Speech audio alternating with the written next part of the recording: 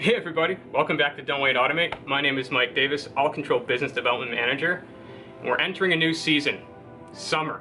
And what does summer typically mean for a lot of manufacturers? Predictive maintenance.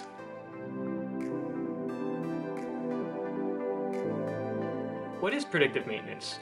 Well, it can mean different things to different people. It's not like it's a mandatory type of maintenance that is required for all manufacturers to do. Specifically speaking about the control panel, we want to make sure that there's no loose screw terminals. We want to make sure everything is put together correctly, the connectors are in good shape, because if any of those are coming loose, and if you get a short, you get a high voltage area, bad news. When a company wants to start predictive maintenance, there's typically a few things they need to consider, most likely in 5 different segments. We have people, place of work, the time it's going to take, the amount of tools we have to our disposal, and the information. Remember, knowledge is power. Time and knowledge is probably going to be the most cost to you, and I'll explain. Okay, so we have time and then knowledge. But first, time. Time is extremely important. We need to make sure operations is on our side. They are clearly understanding of what's going on. We need to make sure there's enough downtime in between machines, but not too much that the company can't make money. So yeah, time is extremely important, because if we're not accurate with the time allocated, cost goes up. And second, knowledge. So knowledge is power. And if we don't have the knowledge, you're going to pay for it. And that's why the 2 things I really wanted to emphasize, time and knowledge, because that is what's going to drive that cost up for you. But what happens if no one actually really does this or cuts the corners? Okay, no more cutting corners. So this is the cool part. Omron has created a product to take care of all of those risks with a small little sensor and controller. The K6PM series. The K6PM is Omron's thermal condition monitoring solution to all of the risks we just talked about before. It's a no-brainer when you figure out how much this costs and how much it can save you. The K6PM will save you a lot of money. For a few things, it will help eliminate manual thermal inspection for high switchgear panels. Of course, this improves worker safety. A great job detecting the hot spots for your drives, your motors, your contactors, your transformers, and of course, SSRS.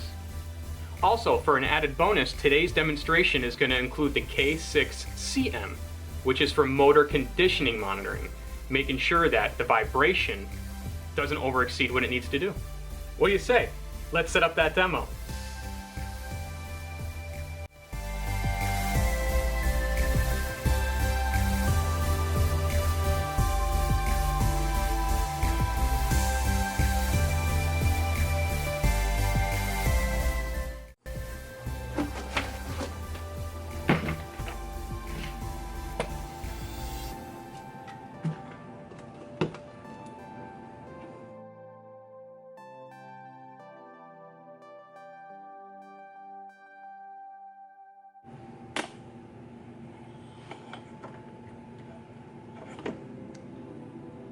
It's alive.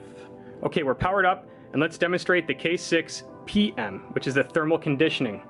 So what we need to do is first hook up Ethernet to our software, and we need to teach what the baseline is for this control panel.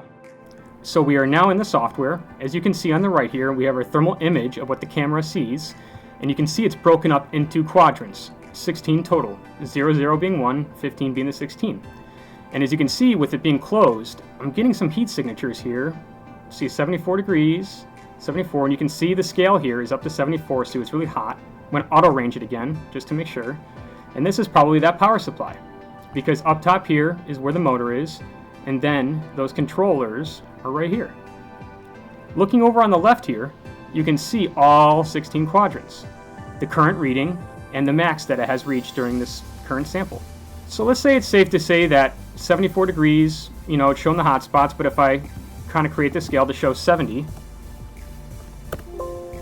you can see that it's very much the power supply that's generating heat, but nowhere near a dangerous level. So now that you have a good understanding of the 16 quadrants, what we want to do is now calibrate each one of these quadrants a certain threshold for a warning state and then an alarm state.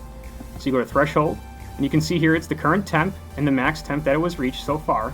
But over here, we have a threshold 1, which is your warning, and then threshold 2, which is your alarm. So nothing's going to happen unless we go above 100. And then again, it's going to show an orange status, not a red.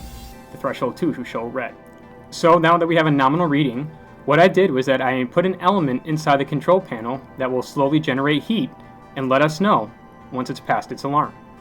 Looks like we just got an error. Where is it going to be? So we just hit our warning state on quadrant 11. The hot spot is 100. Uh-oh.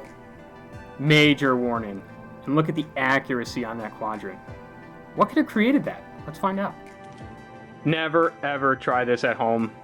It's just for demonstrational purposes only, but it picked up the exact needle point on this solder pen here. Crazy. All right, heating element removed. Let's close it one more time and make sure it goes back to a nominal reading. Okay, I closed it, and now you can see the panel is back to a nominal temperature. And again, the power supply is mostly generating the most heat, but well within the safe zone. Yay! Okay, in conjunction with the K6PM, we have the K6CM. With the sensor and the amplifier going to this motor, we're going to be able to monitor the vibration and then shoot an alarm state when it's just going crazy.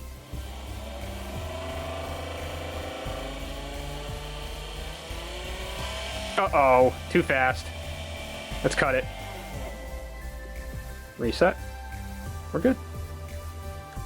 Thanks again for watching, guys. Greatly appreciate it. And remember, July is happening, predictive maintenance is starting to come up, and I'm pretty sure you don't want your plant to be like this. Come on, that's all fun. See you later.